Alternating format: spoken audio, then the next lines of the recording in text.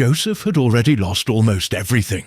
Betrayed by his brothers, sold as a slave, falsely accused, and locked away in an Egyptian prison, his life looked like a dead end.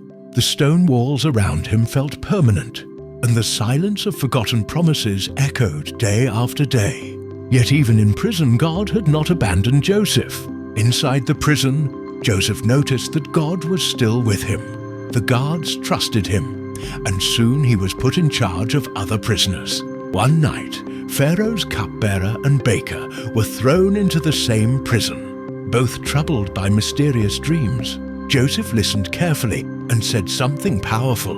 Interpretations belong to God. By God's wisdom, Joseph explained their dreams. One would be restored to his position, the other would not survive.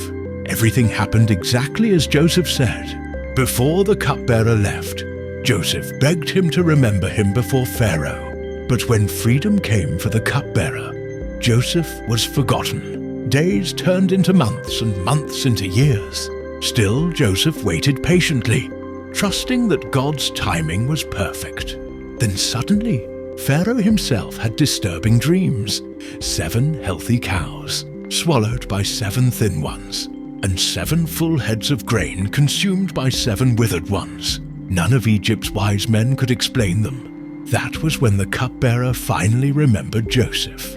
In a moment, Joseph was rushed from prison, shaved, cleaned, and brought before the most powerful man in Egypt. Standing before Pharaoh, Joseph did not boast. He humbly said the meaning of the dreams came from God. He explained that Egypt would experience 7 years of great abundance followed by 7 years of terrible famine. Joseph then boldly suggested a plan to store food during the good years so the nation could survive the hard ones. Pharaoh was amazed. He saw that God's wisdom was clearly with Joseph. In one unbelievable moment, Joseph went from prisoner to prime minister. Pharaoh placed his royal ring on Joseph's finger, dressed him in fine linen, and gave him authority over all Egypt. Only Pharaoh himself ranked higher.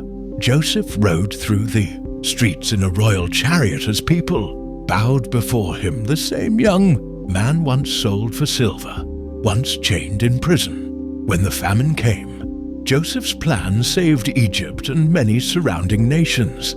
Even the brothers who betrayed him would one day come seeking food, not knowing they were bowing before the very brother they had tried to destroy.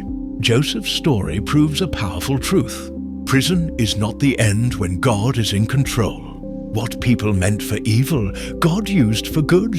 Delays are not denials, and suffering can be preparation for greatness. In God's hands, chains can turn into crowns, and a prison can become the doorway to a palace. Thank you for watching. Please like, comment, and share. Don't forget to subscribe for more Bible stories.